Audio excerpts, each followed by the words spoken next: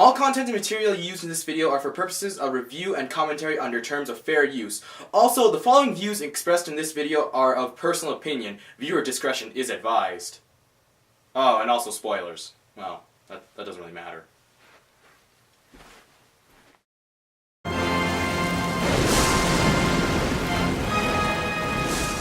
Hello ladies and gentlemen, and welcome to StormKing, final impressions of the summer 2013 animes.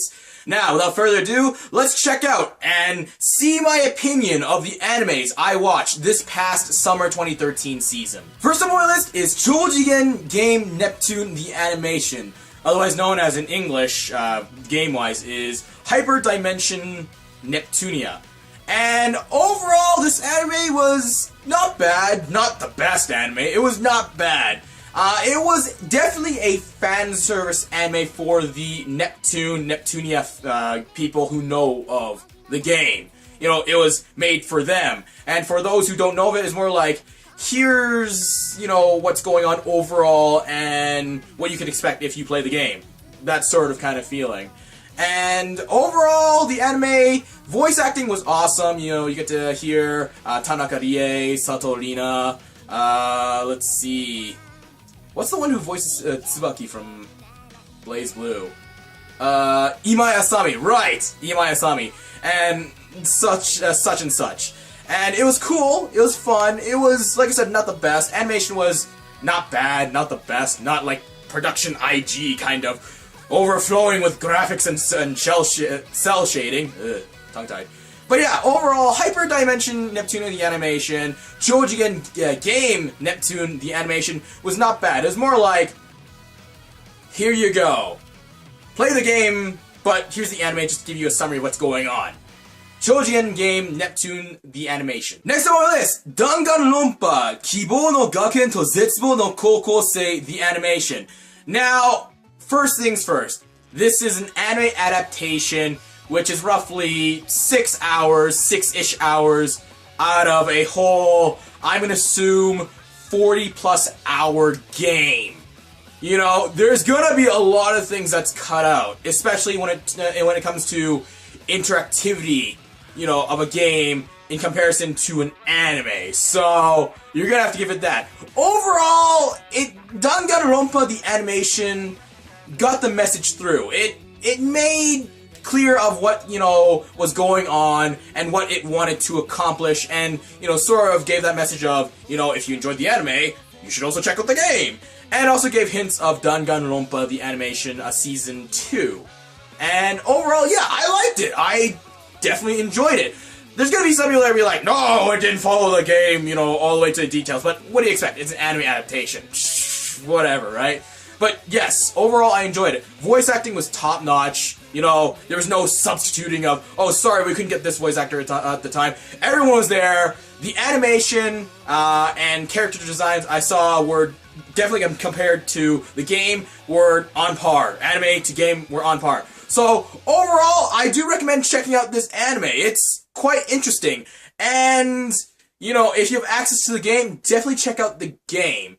But, you know, if you're looking for a, I guess, Phoenix Wright, Ace Attorney kind of mystery, murder, investigation, crime scene, school setting kind of anime, then I do recommend checking out Danganronpa Kibou no Gaken to Zetsubou no Koukosei the Animation.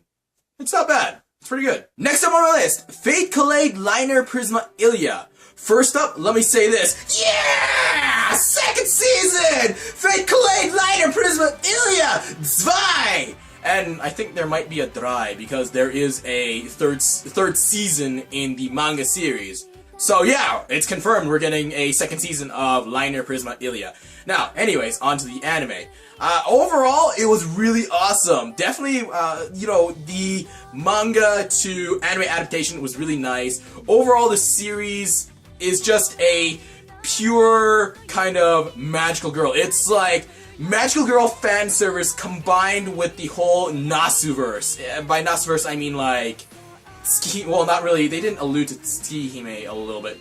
They didn't do that at all. It was all definitely Fate Stay Night. You know, you had Rider, Archer, Assassin. You know, there's definitely tons of the terminology and, you know, kind of alluding to the whole Nasuverse of Fate Stay Night. And what can I say? This anime was awesome. Voice acting was awesome. Graphically and animation, and it was just amazing. It's very vivid, very brightly colored. You know, the magical little girls were very brightly colored in comparison to Fate Stay Night universe, which is like so pitch black, dark, creepy, and all that, right? That's Fate Stay Night for you. And I was just like, magical girls in this kind of setting. Why not? So I do recommend checking out Fate Kaleid, Liner Prisma Illya, I almost said Fate Stay Night, if you're into magical girls, or if you're into the Fate Stay Night universe. And overall, it's a very, in a way, slice of life, or not so much slice of life, a kickback kind of series, but it definitely has, like, magical girl action elements. Magical girl side, which is, you know, Illya, and then the action side, which is Fate Stay Night. Fate Kaleid, Liner Prisma Illya. Next up on our list, Free.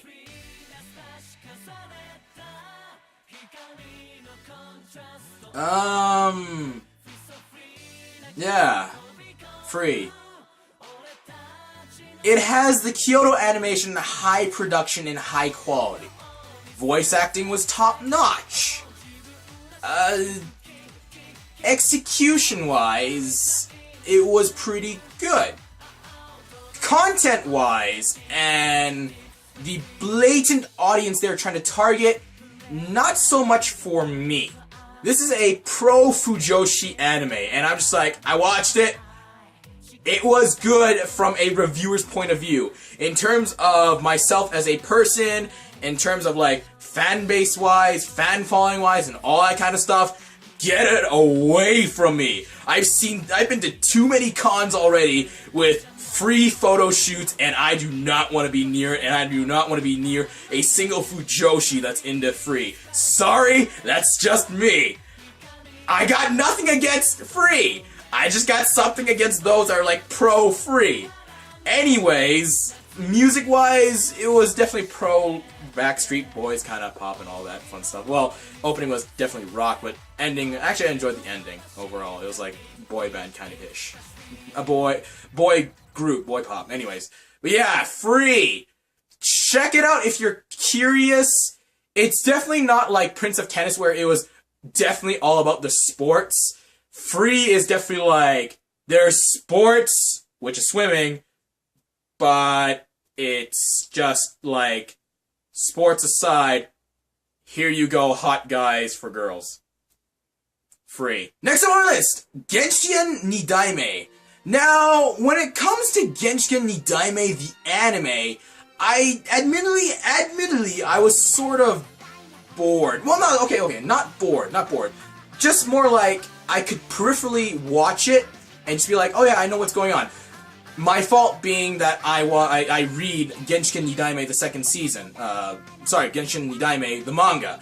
And, like I said, I was not bored with it. It was more like, oh, I don't need to pay attention too much because I already know what's going on. In terms of how it felt, it's Genshiken. It's like Genshiken all over again, except with a different cast. Voice acting wise, everyone did their job, and, you know, everyone did excellently. Everyone was awesome. You know, it's more like people who are gonna nitpick at, you know, so-and-so's original voice was this, why did it switch to hers? Like, really? Genshiken was like over 4 years, I'm gonna say 4 years ago, 4 or 5 years ago.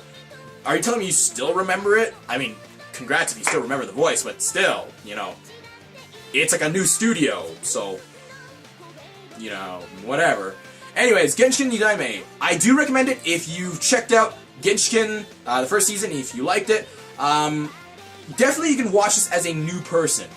If you're new to the whole Genshiken series. It's definitely like, there's alluding to the first Genshiken, but then it's more like, this is like a new cast, new people. You can definitely just come into it, no problem. So I do recommend checking out Genshiken Nidaime, and also the manga as well. Next up on my list, Highschool DxD New.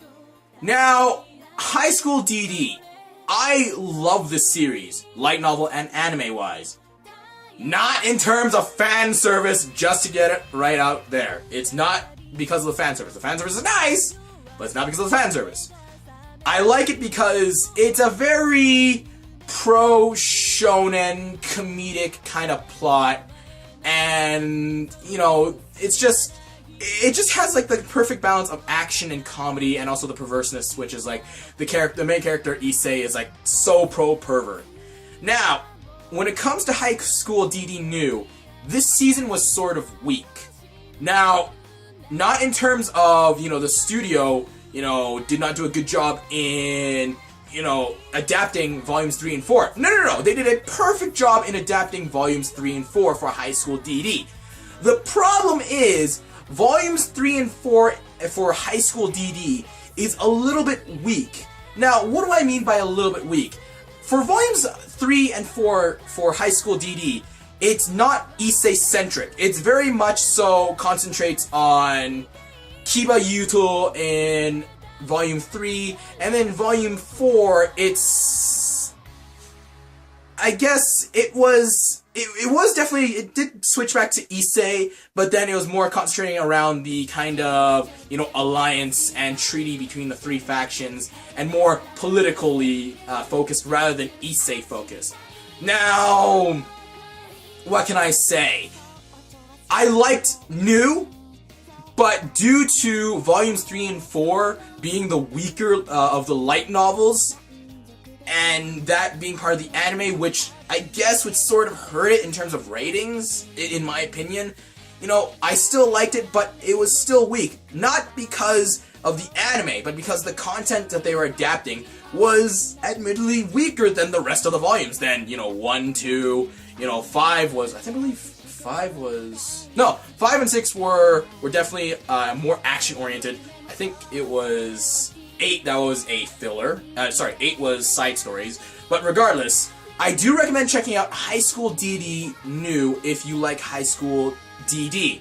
The only thing that you should be aware of is don't expect it to be like the original, the first season, in which it was very Issei-centric. This, the second season, and volumes 3 and 4, is definitely more so, less Issei influence, like Issei is there, but it's more everything else. It more establishes the other parts of the universe, or the story that is High School DxD, like, you know, Kiba Yuto's story. Like I said, that's volume 3. Volume 4 is more so the treaty. And then 5, 6 is definitely my favorite, and let's see, 11 is a good one.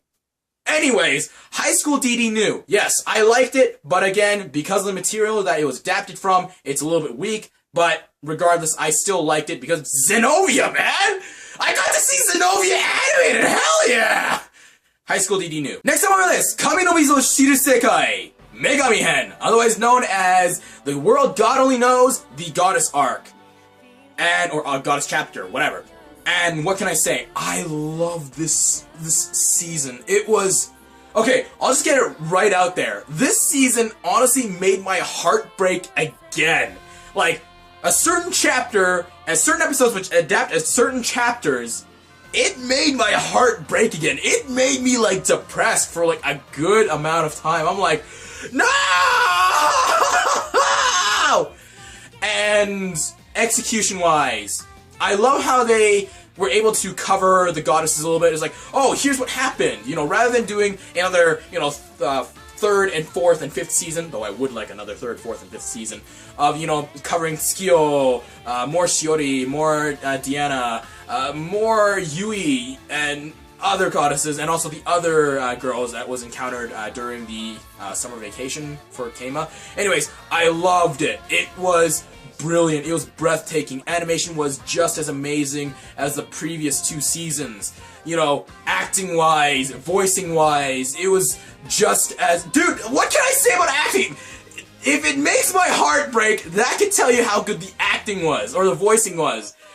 And, yeah, just Kami no Mi zo Shiru Sekai, Megami-hen, was absolutely breathtaking. Like, if you were to just stop at 3rd season, you know, in a way, it would be like, I want more, but at the same time, it's just like, this heartbreak sort of makes it complete. What am I saying? But regardless, I do recommend checking out Kami no Mizo Shiru Sekai, The World Only God Knows, Megami-hen, Goddess Arc Chapter. and check out the manga. Don't forget to check out the first 2 seasons if you haven't checked it out. This is brilliant. You know, what can I say? Maybe I should do another in-depth review of Kami no Mizo again one of these days, if YouTube doesn't flack me for it. Anyways, Kami no Mizo Shiru Sekai, Megami-hen, check it out. Next up on my list, Kamisama no Inai Nichiyoubi. So what can I say about Kamisama no Inai Nichiyoubi? It was graphically amazing. Acting-wise, voicing-wise, excellent. Musically, astounding. In terms of plot, very interesting. You know, what happens when God says, "See ya, peace, I'm outie," and GTFO's out of the world. And the only nitpicking I can say about Kamisama no Inai Nichiyoubi, in terms of, I haven't read the light novel. I don't know the light novel. I do know of people who have read the light novel, and I sort of feel it myself after discussing with them, is the pacing for the animation is a little bit off. You know, it's not extremely off. Well, for some people, I can definitely say that they vouched by saying, "It's totally off, why do they go from here to here, like, immediately?" I can definitely say for myself, from my standpoint, it was a little bit off in that, you know, they went from point A to B, or sorry, from story A to story B a little bit too fast, you know. I'm not saying, like, take an episode in between to fill it in between. I'm just saying, you know, it could have had a little bit more time to rest, rather than going from here to here to here. I mean, it's more like beginning a story, climax, ending, next story, climax, and then so and so. You know, other than that, I enjoyed Kamisama no Inai Nichiyoubi. You know, it was a very well done anime, and I do recommend checking out if you're into this whole kind of supernatural, survival, and by survival I mean it's just like a world post-apocalypse kind of thing. Not like a zombie apocalypse or a robot apocalypse kind of thing. It's more like what happens when people can't die. Well, technically there are zombies, but they don't show it that much-ish. But anyways, I do recommend checking out Kamisama no Inai Nichiyoubi. Next on my list! Ro-Kyu-Bu SS! Yes! No! I want a 3rd season right now really badly. Really, really badly. Anyways, what can I say about Ro-Kyu-Bu SS? RKB! Okay, music, awesome! Just as, you know, Seiyu units, voice actor units, female unit singing, and awesome, really cool. Animation, oh, yes! Tomoka, Hina, Saki, and well, Maho, and yeah. What can I say? I like Ro-Kyu-Bu! I thought I was gonna dislike it for the first season, and all of a sudden I'm hooked. And it's like, yes! Yes, more Ro-Kyu-Bu. Voice acting wise was definitely awesome. And yeah, it's more of, second season is more of what people enjoyed. If there was other people out there that enjoyed Ro-Kyu-Bu. Anyone? No, just me? Okay, that's fine. That's perfectly fine. I'll just stay here with myself with Ro-Kyu-Bu. Screw all you guys. Anyways, it was more of what I liked. Definitely, you know, we saw an additional, more cast members to the team. And yeah, it's just more of what you liked. You know, this moe, I'm not gonna say the L word, kind of situation. I'm just like, yeah! Tomoka! And Saki. I actually like those two. Oh, I guess. Yeah, I do like her too. Anyways, Ro-Kyu-Bu SS! Do check it out! And if you checked out Ro-Kyu-Bu, you know, first season, and yeah, I feel like I'm gonna get arrested one of these days. Yeah. Next on my list, Rozen Maiden 2013. There is a, you know, longer title to it, but I'm not gonna say it because my German is currently not working for me right now. Well, I just don't want to do it right now. Anyways, Rozen Maiden 2013. First things first, they rushed through like 8 volumes in the span of like 1-2 episodes. I'm like, whoa, whoa. And then within like the last 10 episodes, 11 episodes, they're just like, okay, now we're gonna focus on the remaining 2 volumes, well, next 3 volumes with just these episodes. And yeah, you know, the Unwound June arc. I definitely liked it. Graphically, I loved seeing Rozen Maiden in HD, kind of like, you know, I would say it's newly redrawn, but it's more like redesigned in a way. It was just like updated for like an HD kind of demographic kind of viewing. It was like, holy crap, Suiginso looks amazing in HD. So does Shinku, so does Suiseiseki, Soseiseki, Hanaichigo, and Kanaria. You know, it was pretty cool. And then that other one, I forgot what's that main antagonist doll's name. Anyways, I do recommend checking it out, but do be mindful of Rozen Maiden 2013 being a little bit, you know, really off pace for the first 2 episodes. If you've seen Rozen Maiden first season, second season, and the OVA, it's definitely, it doesn't follow those 3. It's its own kind of, it's its own series in a way, and that is, it follows the manga universe. And yeah, whereas the original 3 animes, that is first 2 seasons and OVA, were its own thing. It diverged off into its own path.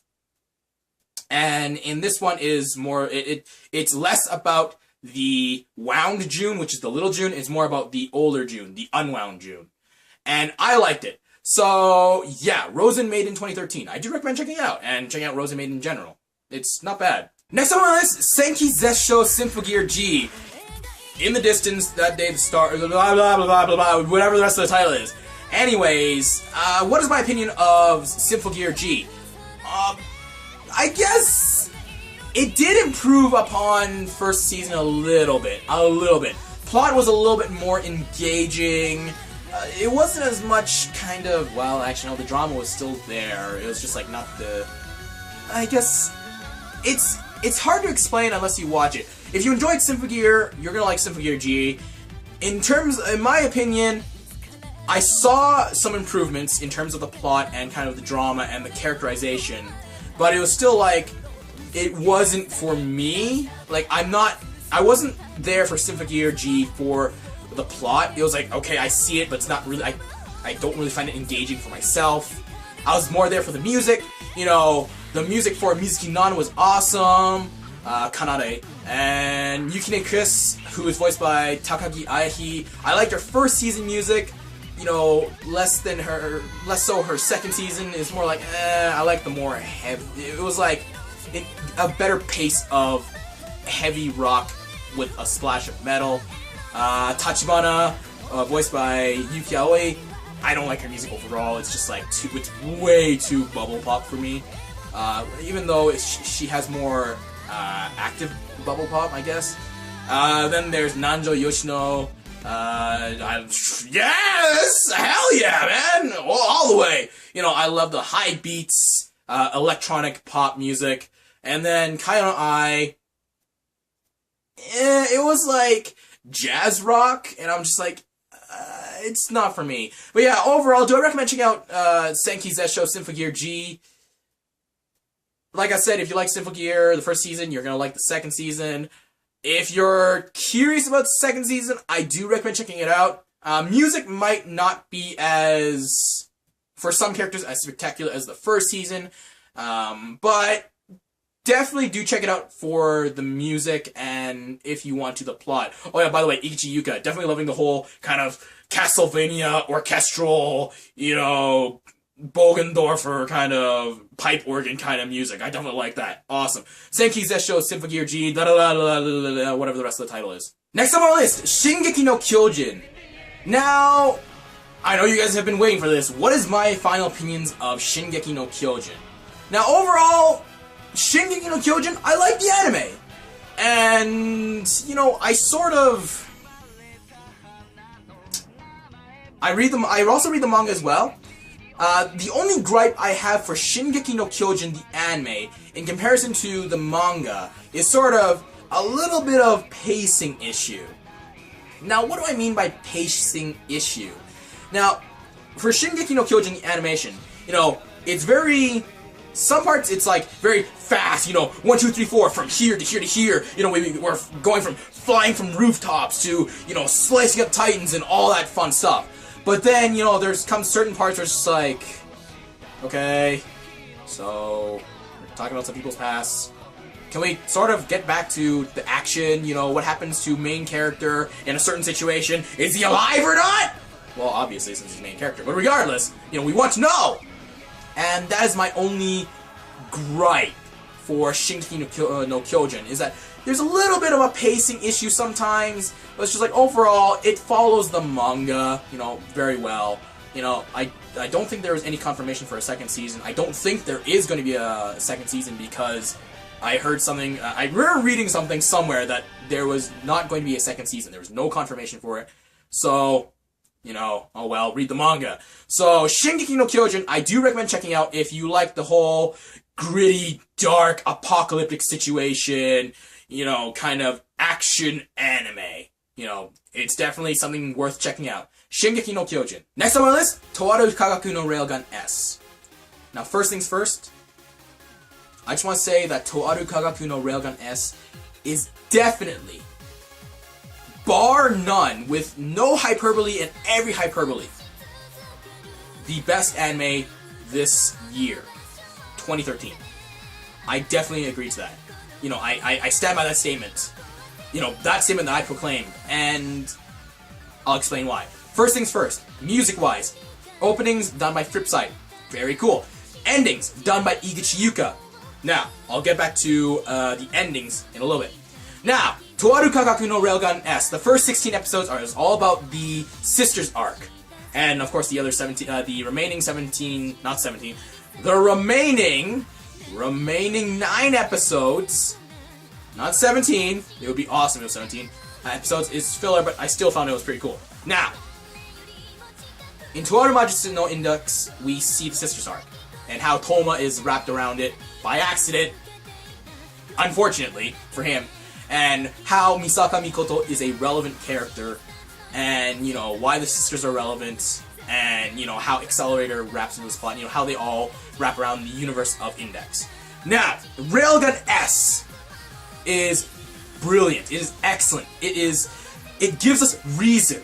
It explains why we should care about Misaka Mikoto. It shows us the suffering and what Misaka Mikoto has to witness in pain and agony during the sisters arc. It gives us reason to just also care and understand and just want to comfort Misaka Mikoto. It gives us reason as to why the sisters are so relevant, as to why, you know, they're not just kind of one-dimensional characters. You know, and not just two-dimensional even. And then you have Accelerator. You know, it alludes us to his motives and, you know, why he's doing what he's doing. Why did he become an antagonist? You know, a little hint as to that. The directing of Aru Kagaku no Railgun. The absolute execution of scenes, shots, music, voice acting, everything was brilliant. It was absolutely amazing, astounding. It is a work of art, in my opinion. And I can't emphasize and say this enough. This is excellent. The musical cues, my god! Especially in episode 14. When Toma is with Misaka Mikoto on the bridge, and then Q, second song in Igachiyuka's single. That song, the way it is played, the way the rest of the scene follows out until the ending credits was absolutely breathtaking. I cannot say this enough. Please check out the Aru Majutsu no Index series. You know, Aru Majutsu no Index first season, second season, Railgun S, to check out, you know, just check out that. Check those 3 out to check out Railgun S. It is an absolutely astounding, breathtaking, amazing, you know, excellent directing anime. It's just, I couldn't stop, you know, holding my hand in my mouth and just keep on wanting more and just be like, what's gonna happen next? I know what's gonna happen next, but I want to see how next is gonna happen. Just, please, Aru Kagaku no Railgun S. You know, I'm so flustered at how, you know, you can see at how flustered I am, and how amazing this anime is. Check out Aru Kagaku no Railgun S. Check out the prior series to check out why Aru Kagaku no Railgun S is brilliant. Amazing. Just, there's no way of saying no. You can't get out of it. You just have to check it out. Aru Kagaku no Railgun S. And last on my list, Watashi ga Motenai no wa dou kangaetemo Omaera ga Warui. And what can I say about Watamote? It's not that I don't like Watamote. I understand its comedic value and its its execution of its comedy and its target or, you know, desire of comedy. The only issue with Watamote in terms of myself personally, is that I can't find myself laughing like 90% of the time at Tomoka's, the main character's, situation. And I'm not trying to drag you guys down with me. No. I'm not trying to drag you, the audience, down with me. It's more so myself. It's just myself personally. I can't find myself laughing at this kind of person, you know, other than, like, stupid moments, you know, kind of like, oh, trips, or does, you know, accidentally drop something, you know, gag kind of stuff. It's more like, it hits too close to home. Because I know people who went through this situation, and admittedly, I've been through this situation myself. It's just, it hits too close to home for me to laugh, and I just more so feel sorry for Tomoka. You know, other than that, music-wise, I love the whole opening, which is indie metal done by Kiba no Akiba, Fang of Kiba. And overall, I do recommend checking out Watamote. If it's not for you because of how, you know, because of your opinion, which is, if it's like mine, that's fine. That's perfectly fine. You should not feel ashamed of it. If you like it, good on you. I have nothing against it. But yeah, Watashi ga motenai no wa dou kangaetemo omaera ga warui. Watamote. Check it out. And that's it for my final impressions of Summer 2013 anime. And what can I say about summer? Summer is summer. You know, this summer was a little bit missed this time. It's just, not a lot was happening. I mean, I still liked it. A lot of people were just like, summer's boring. It's like, well, I can't disagree with you. I can't argue against you. It's just, you know, not good. You know, this summer was more, it was like winter. It's just like, it was sort of like, substreamish, but, you know, doesn't really matter. I still enjoyed summer regardless. I'll still enjoy every season of anime. You know, I'm the kind of guy that likes the substream season. Anyways, so this is StormKing with my final impressions of the Summer 2013 animes, telling you to read some manga, watch some anime, you'll like it, and I'll see you in the next video. Whenever that is!